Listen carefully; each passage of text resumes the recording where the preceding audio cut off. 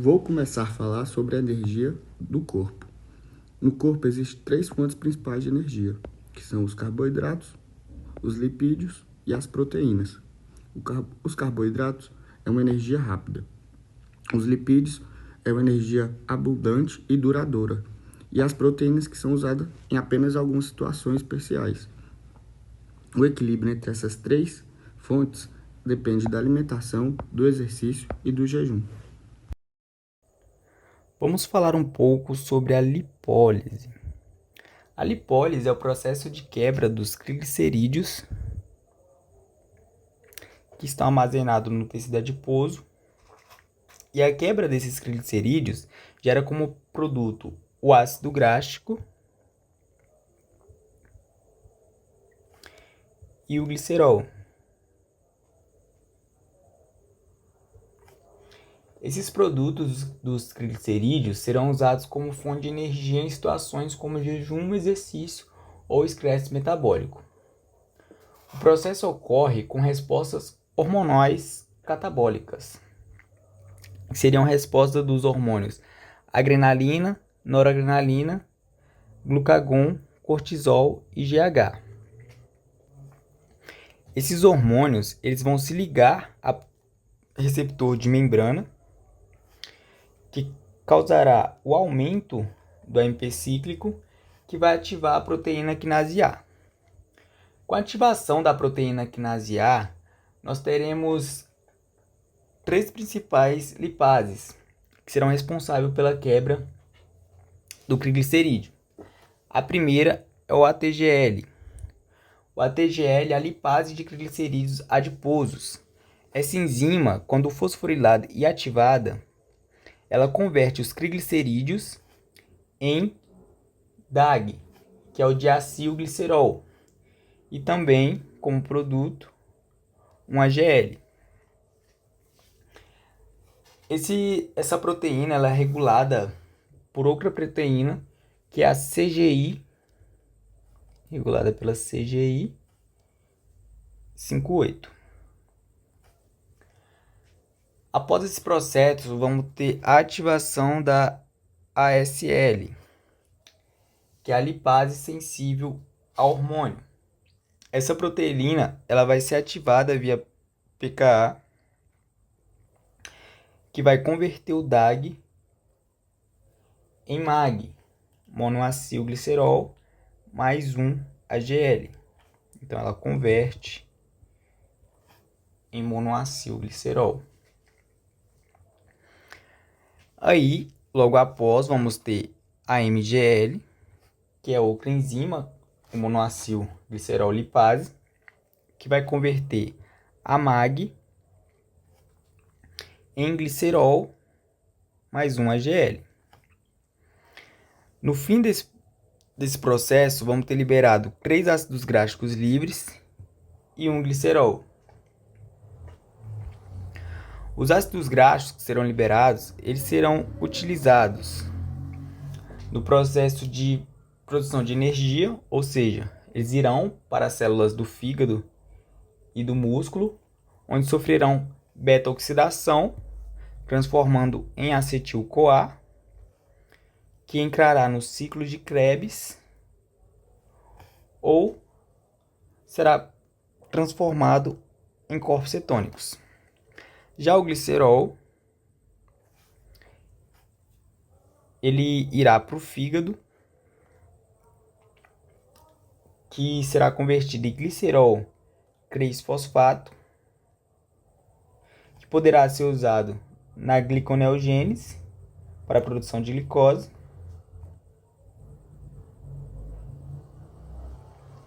ou na glicólise, produção de piruvato.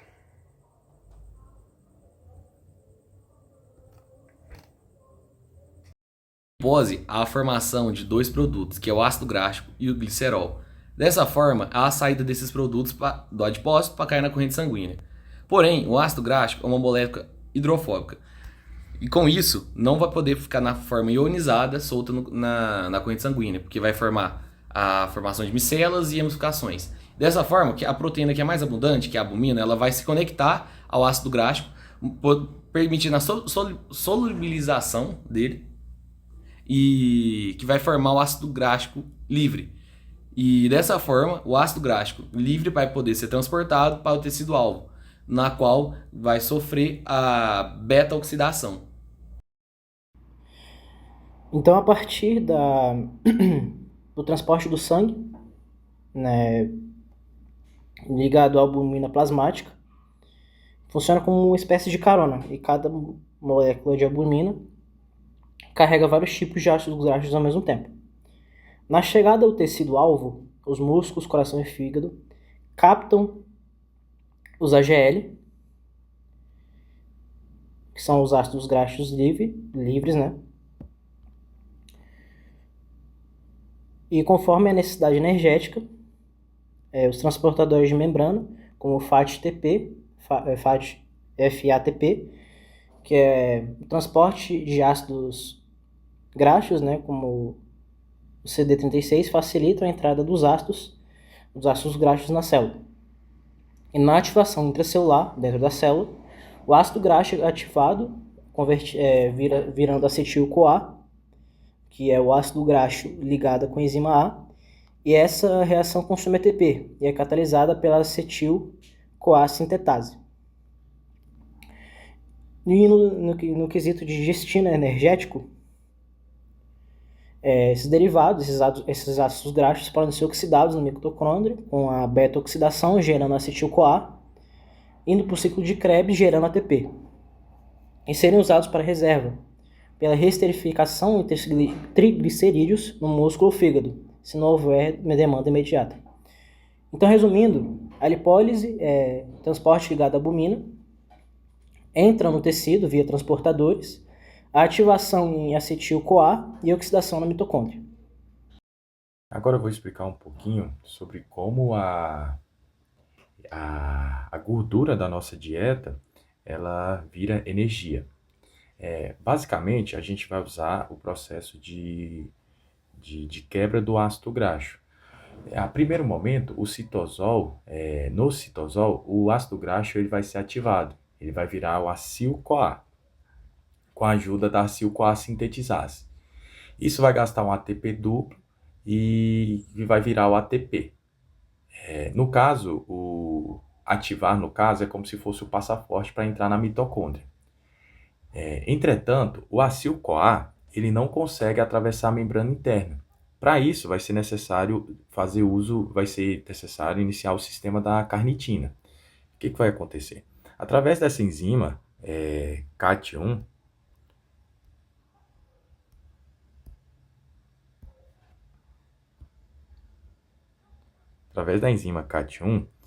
o acil-S-CoA vai ser quebrado, ele vai ser catalisado e vai liberar o CoAS, ou seja, o grupamento CoAS. Após isso, por afinidade, a acil vai se ligar à carnitina, tornando assim a acilcarnitina. Dentro da membrana, a gente possui transportadores, aqui é a membrana externa,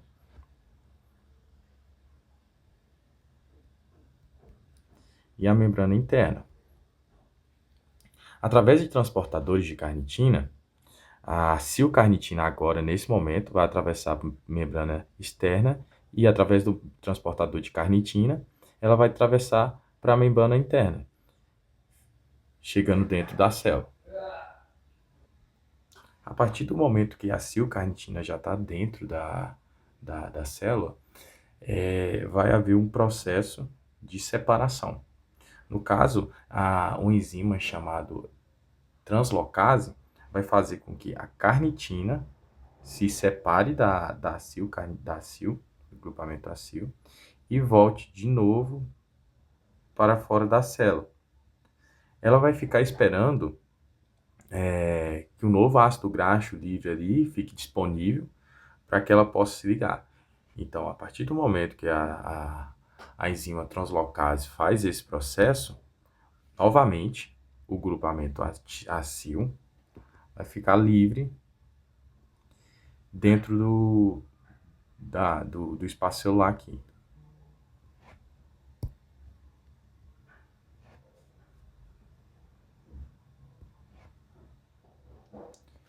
A partir do momento que a carnitina se desprende do grupamento acil, uma nova enzima vai entrar em ação, que é a CAT2. A CAT2 vai ser responsável por novamente devolver um grupo CoA, regenerando assim o acil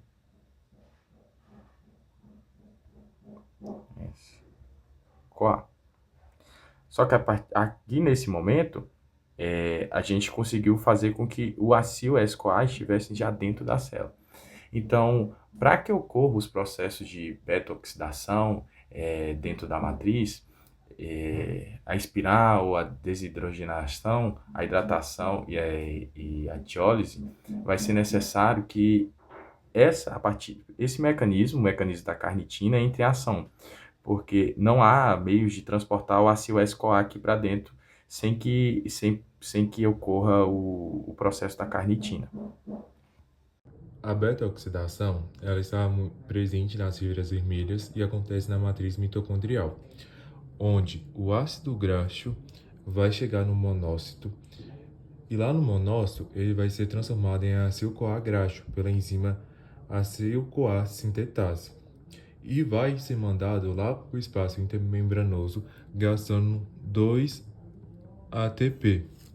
Lá no espaço intramembranoso, a acil-CoA vai se ligar à retina pela enzima CPT1, liberando CoA, formando a acil-carretina graxo, que vai ser mandado para a membrana interna da mitocôndria, onde lá pela enzima CPT2 vai remover a carretina, formando a acil-CoA graxo. Esse acil-CoA vai sofrer mudanças pela enzima acil-CoA desidrogenase, formando a transenil-CoA.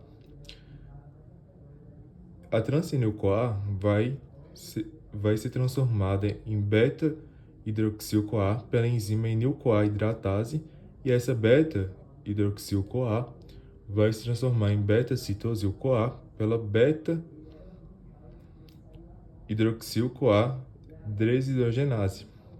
E essa beta-citosil-CoA vai formar o produto final, que é o acil-CoA. Olá pessoal, tudo bem? Eu vou falar agora um pouquinho com vocês sobre o mecanismo da proteólise, que nada mais é que usar como base a proteína para obter energia, proteína do nosso corpo para obter energia. Esse processo ele surge quando o nosso corpo está em jejum prolongado ou em atividades físicas muito intensas, que vai ocorrer a queda da nossa glicemia, fazendo assim com que a insulina também no nosso corpo abaixe e ativando a proteólise. A gente vai sair aqui do pressuposto de que as proteínas já foram degradadas em aminoácidos, né? Através de vias autofágicas, da bictina proteassoma. Então, assim, a gente já parte do pressuposto que as proteínas já foram transformadas em aminoácidos. Então, assim, pessoal, as proteínas, no caso, elas foram quebradas e foram convertidas na forma de aminoácidos. Então, a gente vai olhar aqui, basicamente, qual é a estrutura básica dos aminoácidos. Ele aqui vai ter um grupo amino, que é ligado ao grupo do carbono central, e a gente também tem um grupo aqui à direita, que é um grupo carboxila.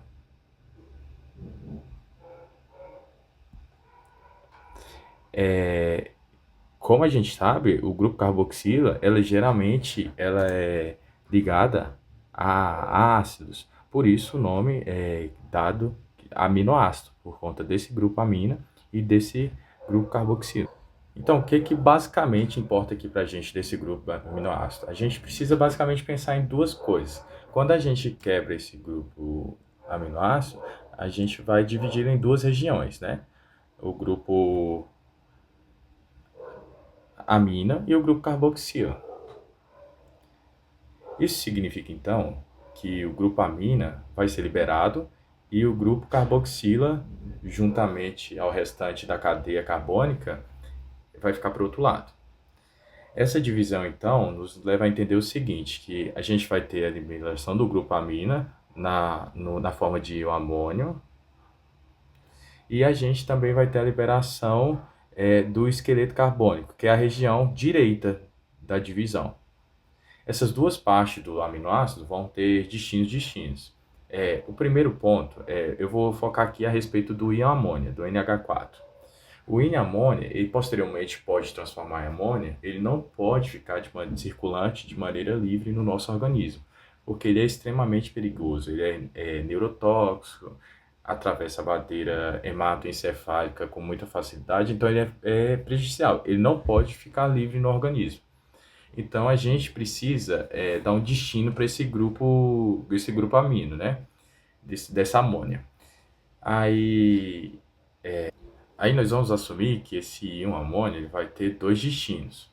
O primeiro destino é a via de biossíntese, que é no caso, a biossíntese de outros aminoácidos, que nós precisamos sintetizar, por exemplo, endogenamente para compor outras proteínas. Aí aqui, pessoal, eu acabei errando um pouquinho o nosso fluxograma. No caso, se não for necessário o uso do nosso íon amônia aqui para as vias de biossíntese, ele vai ter outro caminho, que vai ser se transformar em carbamoil fosfato, né? Ele vai ser colocado ali na estrutura do carbamoil fosfato, no caso que ele vai se integrar à estrutura carbônica, e ele vai entrar no ciclo da ureia, que acontece no fígado. Então, esse ciclo da ureia, ele vai levar à síntese da ureia, né? No caso, vai ser a produção da ureia, que vai ser a maneira segura de excretar na nossa urina esse íon amônia, ou seja, transformar, converter em ureia, lá no nosso fígado, para não deixar que esse grupo amônio fique disponível no nosso organismo, né, proveniente da degradação de aminoácidos. Então, assim, os destinos do íon amônia são esses. Então, mas aí sobre o outro lado da síntese de aminoácidos, que são os esqueletos carbônicos. Então, assim, uma das razões da gente quebrar essas proteínas e virar aminoácidos e degradá-los pode ser, por exemplo, para produzir energia, no caso, né? Então, a gente vai produzir energias através dos aminoácidos, a partir justamente desses esqueletos carbônicos.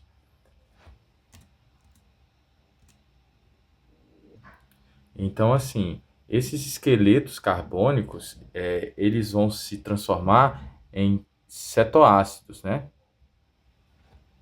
Eles vão sofrer algumas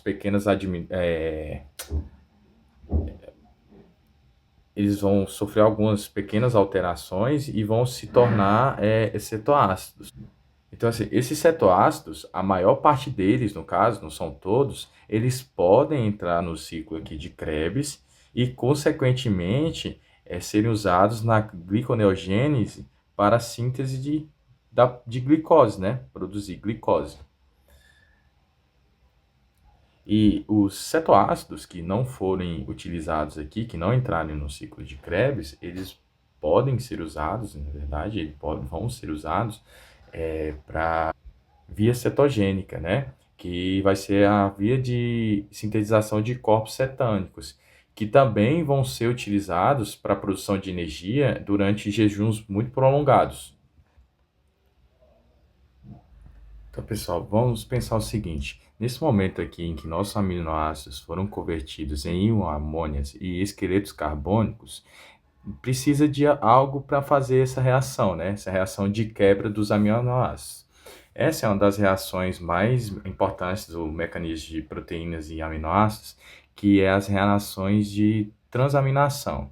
Essas reações são coringas no mecanismo de aminoácidos porque elas funcionam tanto para a síntese quanto para a degradação de aminoácidos. Então, assim, eu vou explicar um pouquinho como elas acontecem.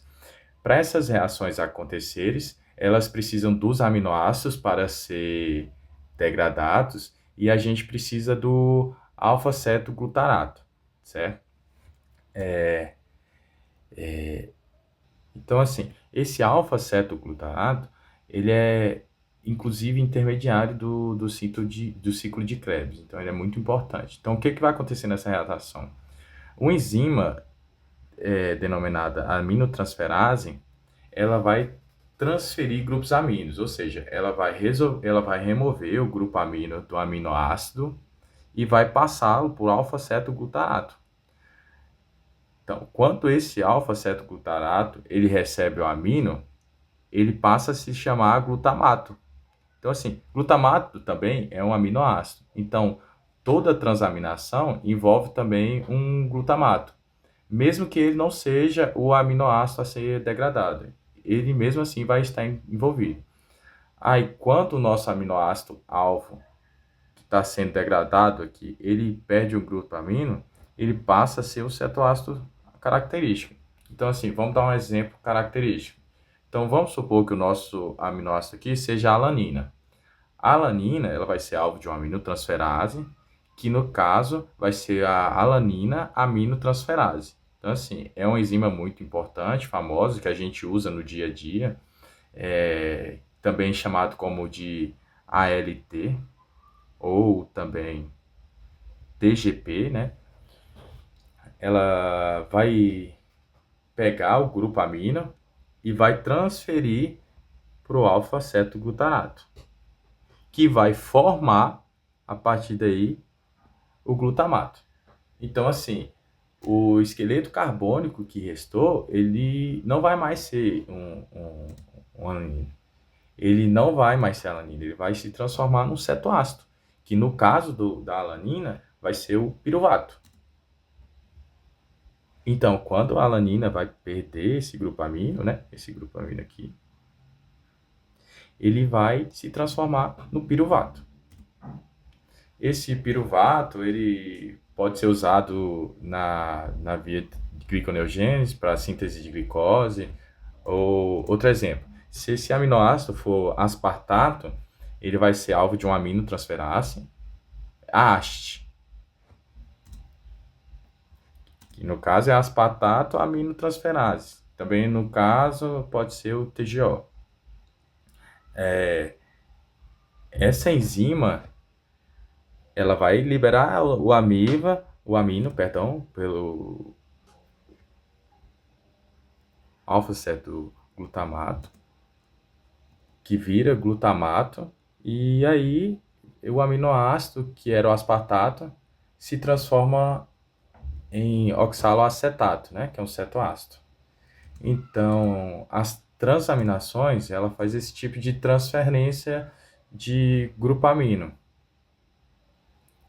Todas elas utilizam como coenzima importante a PLP, né?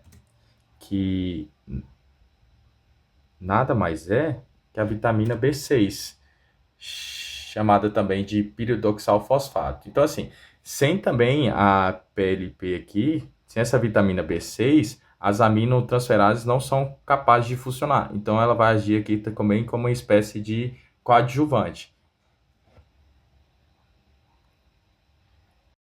Eu fiquei com a parte da beta-oxidação na parte do saldo energético. Eu vou começar explicando como que funciona, resumidamente, a beta-oxidação. Você vai ter o transporte do ácido graxo que você vai quebrar do tecido adiposo, principalmente para os músculos. O ácido graxo vai chegar no músculo, aí a acetil-CoA sintase, uma enzima que vai degradar o ATP em AMP, que é adenina monofosfato, e vai liberar 2 águas e 2 fósforos. E vai juntar a AMP junto com o ácido graxo, vai formar o acil-adelinato. Aí o acil-adelinato vai passar pela carnitina transferase 1. A carnitina transferase 1 vai adicionar a coenzima A e vai retirar o adelinato monofosfato mais um hidrogênio. Aí vai formar a substância acil-CoA. O acil-CoA, ele não consegue entrar dentro da membrana da mitocôndria sozinho. Ele precisa de uma proteína carregadora, transportadora, para levar ele para dentro da mitocôndria para acontecer a beta-oxidação.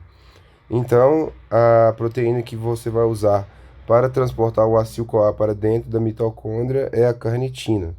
Aí a carnitina, com a ação da carnitina acetiltransferase 1 também, você vai tirar o CoA dela e vai colocar a carnitina, que é a proteína. Aí vai ficar a acil-carnitina, que você consegue transportar para dentro do mitocôndrio. Aí entrando na mitocôndria, vai estar lá a acil-carnitina, só que você usa a acil-CoA para entrar no processo de beta-oxidação. Então você tem que fazer a reação reversa, que será mediada pela carnitina aciltransferase 2. A carnitina aciltransferase 2 vai tirar a carnitina e vai colocar o CoA de novo. Aí você vai transportar o acil-CoA para dentro da mitocôndria. Nisso vai começar o processo de beta-oxidação, que são essas 4 reações principais, rendendo FAD e NADH2, certo? E transformando em acetil-CoA para entrar no ciclo de Krebs para a produção de energia. Só que a gente, no corpo humano, tem em comum o ácido graxo palmítico, certo? O ácido graxo palmítico, ele possui 16 carbonos na sua estrutura. E toda vez que a gente vai rodar na beta-oxidação, a gente vai tirar 2 carbonos desses 16 da cadeia principal. Sempre sobrando 14, 12 e assim sucessivamente. Só que ao final da beta-oxidação, vai chegar uma hora que vão sobrar 4 carbonos. E nessa parte, quando você for rodar na beta-oxidação, ele automaticamente se divide e já rende 2 acetil-CoA, não precisando rodar uma última vez com 2 carbonos. E nisso, que você vê, o que eu disse aqui, do ácido palmítico, aí você vai produzir 7 NADH, 7 FADH2 e 8 acetil-CoA. E quantas vezes que você rodou na beta-oxidação? Só 7 vezes, porque a última vez, quando tem 4 carbonos, você vai rodar só uma vez. Você não vai rodar mais uma vez. E nisso, aqui está mais ou menos como é que funciona, né? O saldo energético de ATP para cada NAD. Esses acetis-CoAs vão prosseguir para o ciclo de Krebs, que tem 8 reações. E 8 reações que para também formar FAD e NADH2. Aí aqui está mais ou menos resumido quanto que dá cada um. Esse aqui é só o da beta-oxidação, sem levar em consideração o ciclo de Krebs, porque esses 7 NAD e o 7 FADH2 também vão entrar na fosforilação oxidativa no final. E nisso, no segundo ciclo de Krebs, tá vendo que cada ciclo de Krebs que você roda com acetil-CoA gera 3 NADH2, 1 FADH2, só que ainda gera um ATP, certo? Então você está gerando 10 ATP por acetil-CoA toda vez que roda no ciclo de Krebs. Então, se você fazer mais ou menos a conta, você dá 28 ATP da beta-oxidação. E como você tem 8 acetil-CoA, que vai produzir toda vez 10 ATP cada acetil-CoA,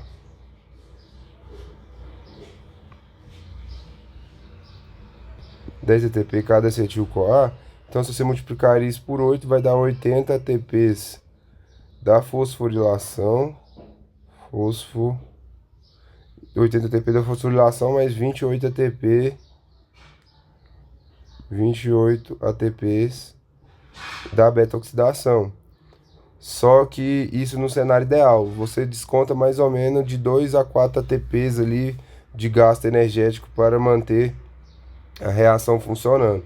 Então vai gerar um saldo final de aproximadamente entre 104 a 106 ATPs a beta-oxidação. que é bem maior que a glicose. Então, por isso que o nosso corpo prefere armazenar mais ácido graxo do que glicose, porque olha o tanto de ATPs que produz só uma molécula de ácido graxo, só uma molécula de triglicerídeo que a gente armazena, que libera 3 ácidos graxos, certo? Só um ácido graxo libera isso. Então, imagina 3. Então, é muita energia que o corpo tem que gastar. Então aqui nós temos o processo de obtenção de energia a partir de aminoácidos e que envolve a degradação desses dois principais aminoácidos, que é o aspartato e a alanina, né? Começa com a transaminação, que é a transferência de um grupo amino, né?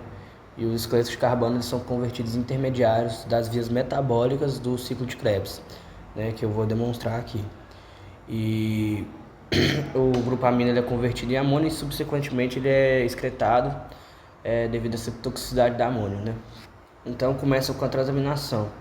A gente vai pegar o aspartato e pela enzima aspartato transferase a gente vai adicionar um grupo amino e vai virar o aceto glutamato, o alfa-aceto-glutamato, certo? E o alfa-aceto-glutamato vai virar um glutamato, que é um dos precursores do ciclo de Krebs. E também pode virar o oxalacetato, né, pela enzima CK, que vai gerar ATP. E ele vai ser utilizado também na gliconeogênese, que é a formação de glicose de novo pelo fígado, quando a glicólise já está defeituosa. A gente não consegue mais suprir a demanda. A gente tem também a alanina, que é outro aminoácido também muito importante, né? Aí pela enzima ALT, que é a alanina transferase, a gente vai adicionar novamente o grupo amônio e vai formar o alfa-aceto-glutamato, que vai virar o glutamato, que também é um precursor. E a alanina também vira piruvato, que vai virar o acetil-CoA, né, acetil-coenzima A, ou o oxalacetato. E essas duas substâncias, elas são precursoras do ciclo de Krebs, né? Que a gente tem lá, o acetil-CoA, ele vai entrar lá no ciclo de Krebs e ele vai virar, né? Vai começar com citrato, aí depois vem o isocitrato, aí vem o alfa-cetoglutarato, aí depois vem o succinil-CoA, aí vai vir o succinato, aí vai vir o fumarato, aí vai vir o malato, aí aqui tem o oxalacetato também, Então, essas degradações de aminoácidos contribuem para um gasto energético, para a criação de energia pela célula, porque ela vai gerar precursores do ciclo de Krebs para que ocorra fosforilação oxidativa e a gente tem uma produção de ATP. E ela ocorre geralmente quando as pessoas estão com excesso de proteínas, né? Aí o corpo começa a degradar para gerar energia, ou num jejum prolongado, ou numa diabetes não controlada também. E ela acontece também normalmente, né? Porque a gente não consegue absorver todas as proteínas, né, para hipertrofia. Então ela vai gerar vai ajudar no ciclo de Krebs quando o corpo estiver defasado, certinho? Vou falar agora de fontes de energia no organismo. A principal delas é a gordura, que é uma reserva energética a longo prazo. E nela a gente tem dois processos, que é a beta-oxidação, que a gente vai fazer a oxidação de ácidos graxos na mitocôndria, que assim a gente vai gerar acetil-CoA. Esse acetil-CoA vai entrar no ciclo de Krebs, que vai produzir para a gente o ATP, nossa energia. E também a gente tem a lipólise, que é a quebra de triglicerídeos em glicerol e ácidos graxos. Também a gente tem a proteína, que é uma fonte de energia, mas só que em situações de emergência, como por exemplo o estresse metabólico ou então um jejum prolongado. E nela a gente também tem dois processos, que é a proteólise, que é a degradação de proteínas em aminoácidos.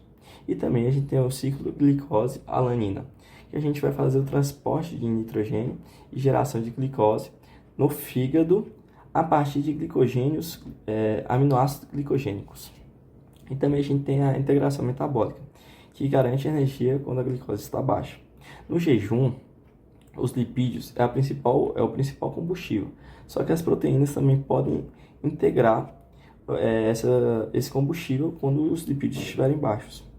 E no exercício, a gente tem a junção entre o glicogênio muscular mais os ácidos graxos circulantes.